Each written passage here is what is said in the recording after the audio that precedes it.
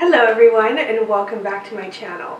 So this video, I warn you, is going to be a chatty one. So if that's not your kind of thing or you don't like listening to content about luxury goods, then this video is probably not for you and I invite you to come back for another of my installments on style. I do have a really good one coming on Friday, which is really practical. But for today, I recommend grabbing a cup of tea. That's what I did. I've got some Earl Grey here and I'm just going to chit chat for as long as I like about luxury goods that I've been dreaming about and am considering purchasing for like 2018/2019 or maybe not at all. But I think I really like the idea of making this video and I hope you guys like it too, and I might make them periodically then, because I feel like whenever I do a luxury haul, it must seem like I just kind of impulse buy these really expensive things, and the reality of it is actually I never do that. It's so rare for me to do something like that. I usually actually ogle at things and think about them and save up for them for months. Sometimes even like a year or something like that, and sometimes something will be on my list and come off my list and then go back on it, so there's a bit of a process to it. I've got this list in my agenda and it's kind of appropriate because this agenda was on my luxury list for a really long time and I'm so glad I finally got it because I've been loving it.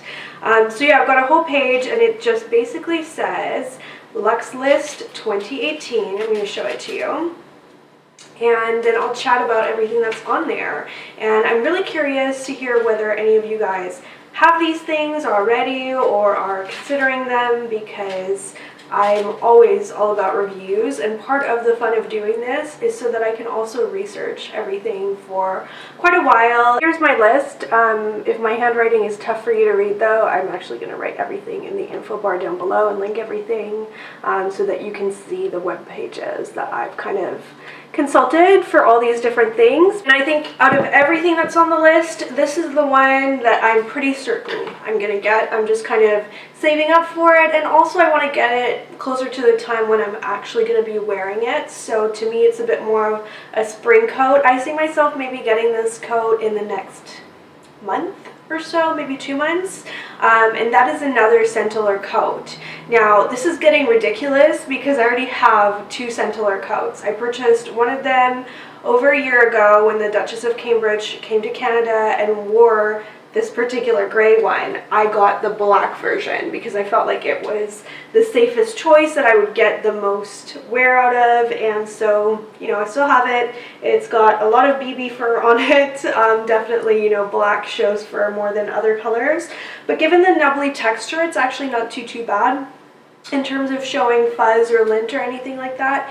And I just fell in love with the ribbed sleeves. It wasn't so much like a trying to get the look kind of move, so much as I had never heard of Sentaler before I saw the pictures. I really fell in love with the aesthetic and the materials as well. Very important. So the feel of something like cashmere, you guys know I'm addicted to cashmere. The feel of samples when I was receiving scarves for Nouvelle Apparel and deciding on exactly what kind of blend we were going to do. All of that to me is like number one, and then number two is how things look. Of course I want everything to be beautiful, but this is very soft and it's got amazing texture. It's a natural fiber. It's alpaca, which is a really neat fiber that is somewhat akin to cashmere, but definitely a little bit more hard wearing, I would say, for this coat especially. You know, it's a lot more nubbly than 100% cashmere would be, and I think that's a good thing for our outerwear. So I really enjoyed this coat. You guys have seen it a lot in other videos and, you know, lookbooks and things, and I think I'm gonna get a third one. So I have that one. I've got the hooded beige one, which is longer. Actually it's really a camel. And one thing that I would say is for that second coat that I bought, it looks very light on the Sentaler website. I was worried it was going to be more of like a creamy color, but it's a true camel in person. So yeah, I've loved both of those coats, and rather than getting something like a gray leather jacket, which was the other thing I was thinking about, so I'm going to go on so many tangents on this video because I always think of alternatives. So I wouldn't get like an All Saints gray leather jacket and the gray Sentaler ribbed coat. To me it's like, okay, both of those are really expensive, so I'm gonna get one of them. And which one do I really want? I definitely would rather have the Sentaler Coat. Even though it's more expensive, to me I'll get a lot more wear out of it because I can wear it to work, I can wear it casually. I know for a fact, given my experience with the black one, that I get so much wear out of cocoon style coats because they just fit my personal style aesthetic really well, which is like a balance of, you know, beautiful things that look really nice, look really polished, look really work appropriate, of course, too, given my life, but also a really comfortable and a little bit more like cozy.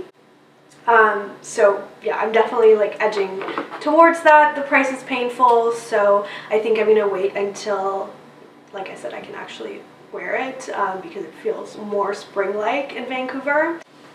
And then after that, everything else is much more loose. So why don't I tell you a little story? So I actually have had to get 2 handbag straps repaired recently. Now we're into luxury handbag story time, so you're really gonna want that cup of tea. Okay, so I recently had 2 handbags that needed strap repairs. First one is this one. It's my YSL College mini review. I love this bag. It's definitely more on the edgy side for me. I have very classic style, but it's perfect. I love the chevron. I love the softness of the lambskin, but how hard wearing it is. Perfect size. Love a good medium flat bag that kind of isn't too similar to Chanel if it's not going to be Chanel. So the strap here, as you can see, the lower part of the strap is chain, and one of the parts here was actually bent, and so it would kind of have a weird kink to it whenever I would wear it. It was really annoying, and so I actually took a break from wearing it. So I wore it on and off for the first like year and a half of having it, and then took a bit of a break. Got the guts up to go to the Saint Laurent store on Alberni. It's a very like mausoleum looking store. It's all marble from the outside. There's never been like anybody in there. It's so quiet, and it's kind of small in there as well. So I don't know, I found it intimidating to go in. I didn't really know what they would have for customer service because I actually bought this bag on Bergdorf's online, and yeah, I went in and I explained the situation that I bought it from Bergdorf's and it had this bend in it, and I was expecting to have to pay for this repair because the bag originally didn't have that problem and I'd had it for so long. And he actually whisked it away, put a whole new section of chain on the strap at the back, and then gave it back to me. And within like 15 minutes, we were done. So while I was waiting, and everybody in there was actually so friendly, so cold looking modern store, but it's actually like everybody in there was so nice and friendly, and he brought out so many bags for me to look at. And so in theory, if this bag, this exact bag, came in a blush color, I would be all over it, and I would spend a whole bunch of my fashion budget on it with very little self-control because I really do love my college bag. Now, however, he brought out a lot of bags, and a lot of them were similar to this, but they didn't actually have all of the similarities to my current college bag. So they had a smaller one, or they had one in pebbled leather, but they didn't have one in lambskin that was the large college in a blush pink. So if I ever found that, I would be all over it, but I don't think I really want one in the pebbled leather. I'm more of a lambskin girl. So that's what I have on the list for Saint Laurent, and it is, to be honest, you know, like heavily influenced by that amazing customer service experience. I feel like I need to go to Chanel rehab because I keep buying extortionately expensive handbags from Chanel, especially for special occasions for myself, and they just have the absolute worst customer service.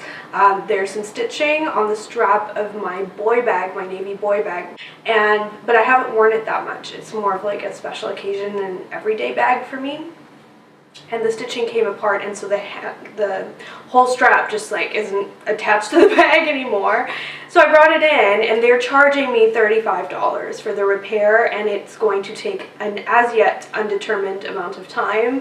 They didn't really know whether they could do it locally or had to send it away, so it's all a bit iffy, and they think it's going to be $35, but that's not really the final price. And let's be real, okay, I'm making a video about luxury goods. I'm not actually complaining about having to pay $35. It's more like a symbolic thing. Like if you pay $4,000 to $6,000 for a handbag, the $35 repair feels like a slap in the face. that's the thing, right? Like, that's the thing with luxury. And you can say, like, oh, they should just never new repairs because you paid so much for them in the first place. I got a message like that on Insta story the other day. I get it. If luxury is not your thing, I can totally see how that would be your point of view. But the reality of it is that as luxurious as they may be, they're still handbags made of leather held together by stitching. So, you know, some wear, some repairs for some of them at some point is somewhat inevitable. And I think it says a lot about a brand, how they react when you bring it in. And it was just so painful to go into Chanel. Like, they were just not very friendly. I need to stop with the Chanel because it's maybe not really worth it, but I'm addicted to those CCs and all that soft quilting and just everything about it, and I am very happy with many purchases I've gotten there, like my ballet flats. If an amazing pair of, like lavender or like pale pink ballet flats, I probably have to, came out, you know, for the spring season, I probably have to add that to my list. But as far as I could see when I went just get my handbag repaired and I saw the cruise collection and the spring collection, the only pale pastel ballet flats they had were suede and satin, which I wouldn't get. I would want it to be patent or lambskin or a combination of the two. So that's not on my list again, because it's kind of more theoretical than real. So that explains kind of the next item on my list, which is a Chanel Jumbo classic flap lambskin silver hardware. Okay, so literally the most like OG Chanel handbag there is. I already have one in chevron, so if I were to get one more Chanel handbag, I would just get the really, really simple original one with the double flap and the burgundy inside, because my single flap, yeah, I don't have a double flap basically. Every single Chanel handbag I have is a single flap. So my 30th birthday is coming in December 5th, and so I had always thought that I would get myself that bag, probably new at the store to have that experience.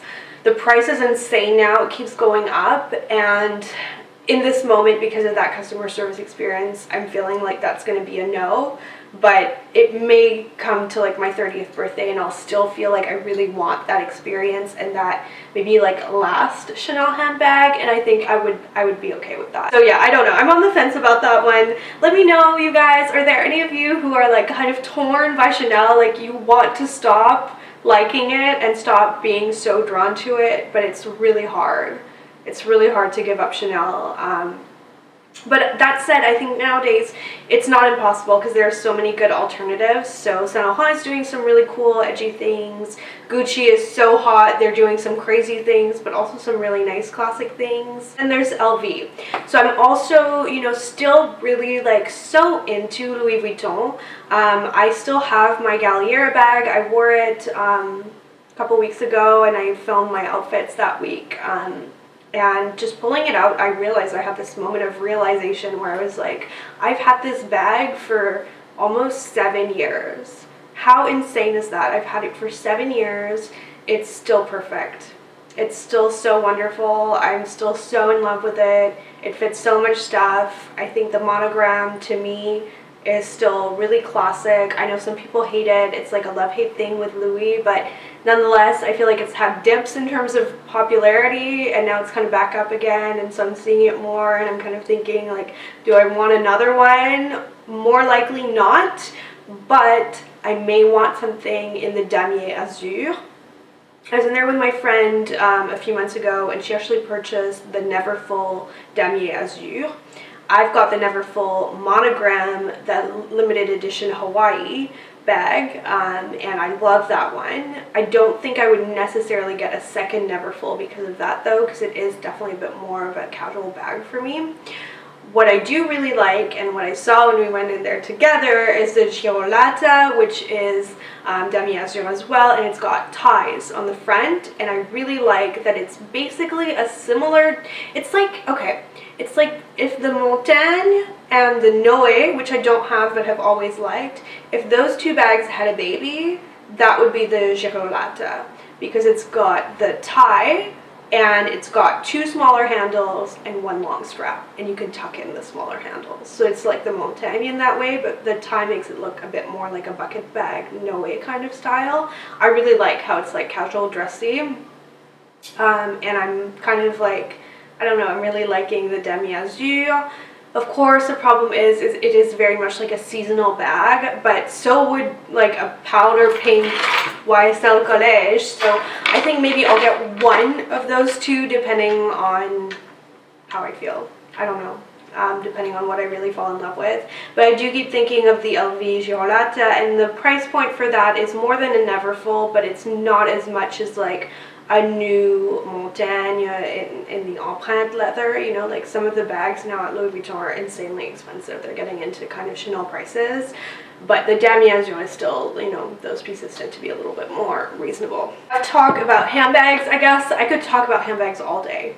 And I think I'm going to make a few more handbag videos over the next few months. I'm actually getting my Chanel vintage vertical flap refurbished. That one is caviar leather. The corners are just dead on it because it's from the 1990s. Oh, yeah, that one's been sent off to leather surgeons, and I'll do a video about it when I get it back. So then let's get into shoes. So again, you know, I have all these shoes on my list. I'm not going to buy all of them, but I'm likely to get one or two pairs out of the following 4 items. So the first item is 100% driven by how much I have worn and loved my Gucci loafers. I was kind of anti-loafers because I was seeing everybody and their cat with those backless Princeton, Princetown loafers, and I like them.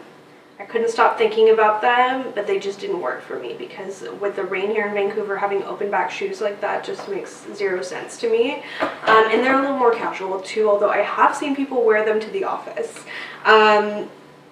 So I got these. They are so comfortable, and they surprisingly go with so much. Like, they just look good with anything pretty much. So I'm very seriously considering getting the powder pink ones. They're really pretty. Those are really almost like a millennial pink. They have a little bit of warmth to them. It's like a warm light pink that looks really nice with the gold hardware buckle on it, the horse bit, and I think they would look really cool with, you know, nice summer dresses, because I feel like blush is something that I gravitate towards when it comes to tones of dresses, and it just looks so good. Like, it looks so good with, let's say, like green or something like that. It's kind of like an alternative to nude shoes, and so I think they would look really cute.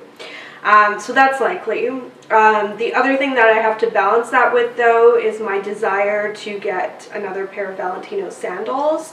So I currently have the espadrille style. I bought them last year. I wore them so much, and they're now at that perfect stage of being kind of broken in. So I know I'm going to get to wear those, but I kind of also wanted a pair that was going to be a little bit more dressy, you know, to wear to weddings or things like that. I really do like the more cage style sandal, and I think that would look so nice in like a rose gold or metallic. I've seen a lot of metallic colors for that, and it really does look like jewelry for your feet at that point because it's got all those little Valentino studs on them, and I really like them. So I don't know if I'll get both the Gucci loafers and the Valentino sandals. Traditionally, I actually haven't liked spending that much money on shoes, but I find myself doing it more and more, partially because they last so well. If you get like a rubber sole, put on a really good pair of shoes, they really will last you. So yeah, I don't know. I might get the Valentino sandals and the Gucci loafers,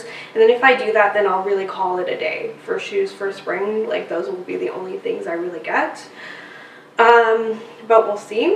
And then I've got 2 question marks underneath that, and these are really more items actually that I'd be looking for in the sales once all the winter stuff starts going on sale. Although I see right now that there's very little selection left in stores, at least, for tall waterproof boots from brands like either La Canadienne or Aquatalia. I still have the Aquatalia Roomba boots, and I love them. I just kind of wanted a second pair of slightly more dressy high boots, and maybe something that's not suede, that's more of like a leather. I'll include some of the ones that I like online down below, though, because I might end up getting one of those. I have a list of bookmarks if one of them went on sale especially. And then the other item that I've been looking for a long time is a pair of really nice stiletto booties. So I have a lot of really nice block heel booties, and I'm definitely like a block heel person. Most of the shoes I get are block heels, but I don't own a pair of really nice stiletto booties. So if I found something from like, I don't know, maybe like a Stuart Weitzman or one of those brands that's not like Valentino or Gucci expensive, I would probably get that. Again, I would definitely get that if they were on sale. And then that's pretty much it. On the list as well though, and I tend to do this to kind of balance my book a little bit in terms of knowing the other big ticket items that I might need to buy, so that then I maybe won't get 3 pairs of luxury shoes.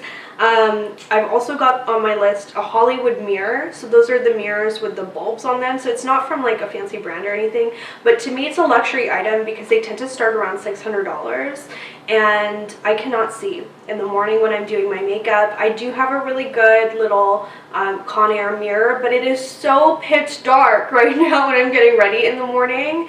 Even with that mirror, I just cannot see, guys, and I do find myself getting to the office and I'm wearing too much blush. The other thing that I have a question mark on, actually I didn't write a question mark, but I in my head I have a question mark on it, is a new laptop. So I actually think that I'm going to try to not get one until something new and exciting comes out from Apple.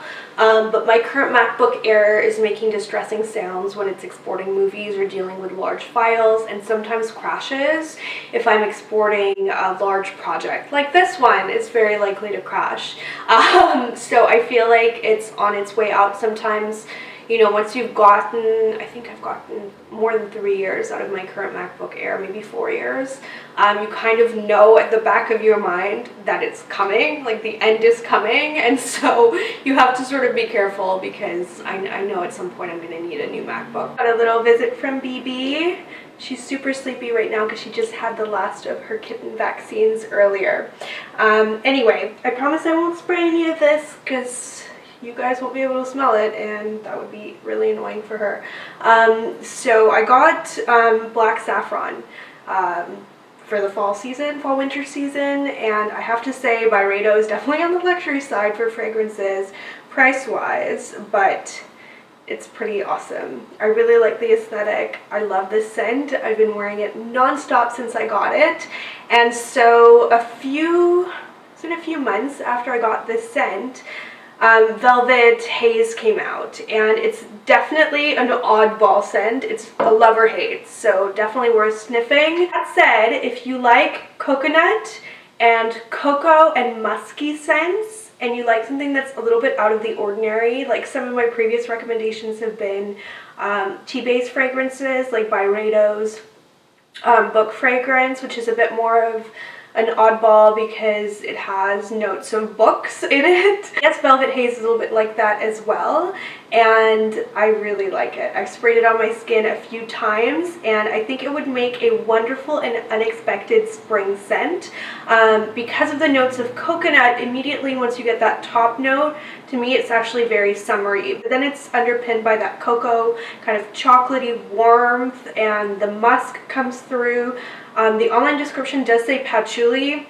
I guess it's a classy version of patchouli. I'm normally not into patchouli scents at all, but I really like that one. So I have to say, I cringe at spending the money on another Byredo fragrance, and I try not to buy a new perfume each season. So if I didn't love that one, I think I would just go back to my Tom Ford that I'll link below. That's what I wore all spring and summer last year, and I just loved it. Very summery, kind of coconutty scent as well, but this one feels like a slight variation on that might feel really fresh and new and exciting. Yeah, I think we might treat ourselves to a new perfume. What do you think, BB? Do you approve? Raise a paw. So that is really it. I'm not really planning on making any really big jewelry purchases this year. I've now got a pair of diamond hoops and diamond studs and my own jewelry from Nouvelle Pearl, so whenever I really want something, I tend to actually make it and then consider having it as part of my line, and that's really more of like a creative thing for me, so I very rarely buy jewelry anymore. I just have always wanted a pair of diamond hoops, so I'm really happy with these and not getting anything else. I do enjoy making videos like these. To me it's very like OG YouTube, and it'd be the kind of video that I would want to watch. Sophie Chohet made an edition of this video recently and I loved it. I loved hearing her thoughts. She mentioned the LV Métis handbag, and that's one that's been on my unwritten list for a long time. I do really like that bag, but yeah, I don't know, it's not necessarily a bag that I'm looking at getting at like in the next year, but it's a really pretty handbag. So it's really fun to see what's on other people's lists. Let me know in the comments down below what's on your list, and it doesn't have to be anything from a fancy brand, just like things you're contemplating that make you excited, and that way we can all share. So thank you so much for watching, and I will see you in my next installment on Style. Cheers!